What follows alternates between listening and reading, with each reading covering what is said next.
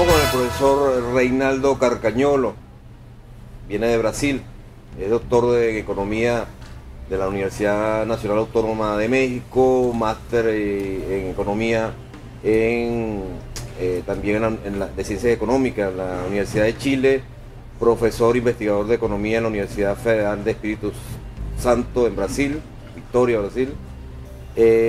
Ha sido docente de la Universidad Federal de Paranaíba, Nacional Autónoma de Honduras, Autónoma de Puebla en México, Universidad de Costa Rica y Universidad de Chile.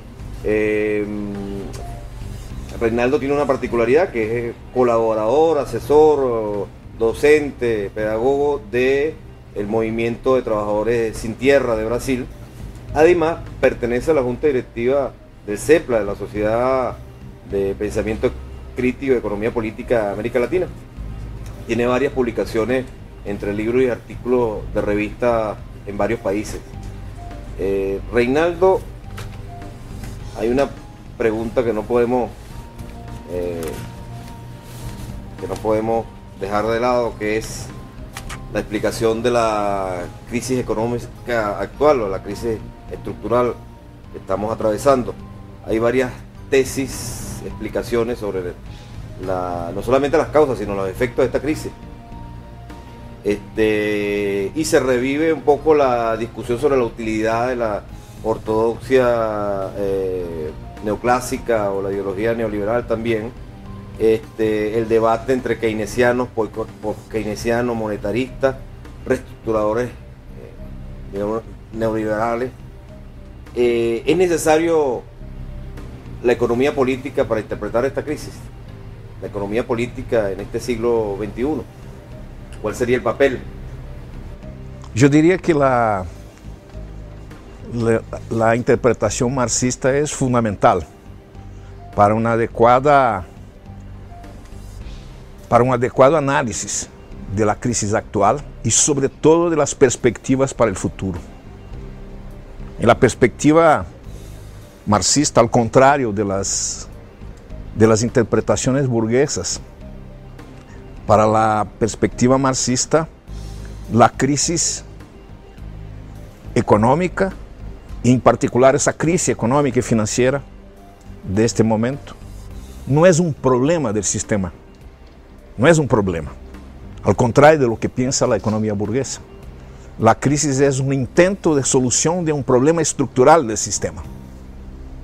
Es una tentativa de solucionar un problema. Y es por eso que es fundamental la perspectiva marxista. Si la verdad es que el capitalismo vive un problema estructural que se ha agravado de manera significativa al final de los años 60 y durante toda la década del 70.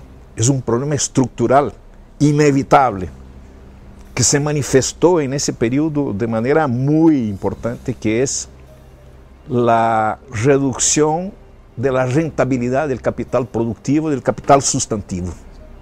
Ese es un problema estructural, inevitable. Y la solución que se buscó en ese momento, que es lo que caracteriza la etapa que nosotros vivimos, fue la salida del capital, o de gran parte del capital, de las inversiones productivas para la especulación. La especulación, también al contrario de lo que piensa la economía no marxista, la especulación también no es un problema del sistema, fue un intento de solucionar la dificultad. Eso no significa que no haya habido crecimiento del capital sustantivo, del capital productivo, pero el crecimiento fue mucho más rápido del capital en dirección a la especulación. Y ese movimiento del capital encontró circunstancias favorables en ese periodo. Primero, la quiebra del acuerdo de Bretton Woods. Y segundo, la política de endeudamiento de los diferentes países, en particular del tercer mundo. Bueno, la quiebra del acuerdo de Bretton Woods permitió un espacio significativo de especulación, en la medida en que se quiebra la paridad más o menos estable de las diferentes monedas.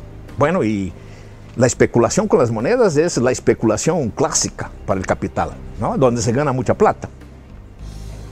Y la deuda de los países, que creció de manera muy significativa, y en los años 80 fue la década de la crisis de la deuda, ¿no? Y el capital ganó mucha plata en ese proceso. Entonces la especulación fue un intento de solucionar la dificultad. Yo caracterizaría esa etapa capitalista, yo llamaría de etapa especulativa y parasitaria del capitalismo, la etapa que se inicia más o menos en los años 70, más para el final de los años 70. Etapa especulativa y parasitaria. Algunos colegas me han criticado diciendo que el capital siempre fue especulativo. Es verdad, el capital es especulativo por su naturaleza. Pero la diferencia está en el hecho de que a partir de los años 70 se abre una etapa, un largo periodo en que predomina el capital especulativo sobre el capital que se dirige a la producción. De ahí la importancia de la teoría de Marx, con el concepto de capital ficticio. Sin el concepto de capital ficticio, no tenemos condiciones de entender las implicaciones de ese periodo especulativo. Bueno, para resumir la idea, la crisis que nosotros sufrimos en este momento es justamente el intento del capital de solucionar el conflicto producido por esa salida especulativa del periodo. Entonces, la interpretación que me permite la teoría marxista es muy distinta. ¿Podemos explicar en qué consiste esto del capital ficticio? Escrito por Marx cuando no se habían desarrollado el mercado accionario ni las bolsas de valores tal como está desarrollado, que en los noticieros económicos son los principales protagonistas de paso. Es verdad. ¿Cómo explicamos en forma lo más sencillo posible esto del capital ficticio? Es verdad.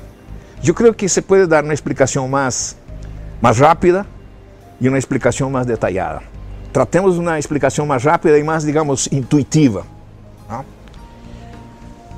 Lo interesante en el capitalismo es que existe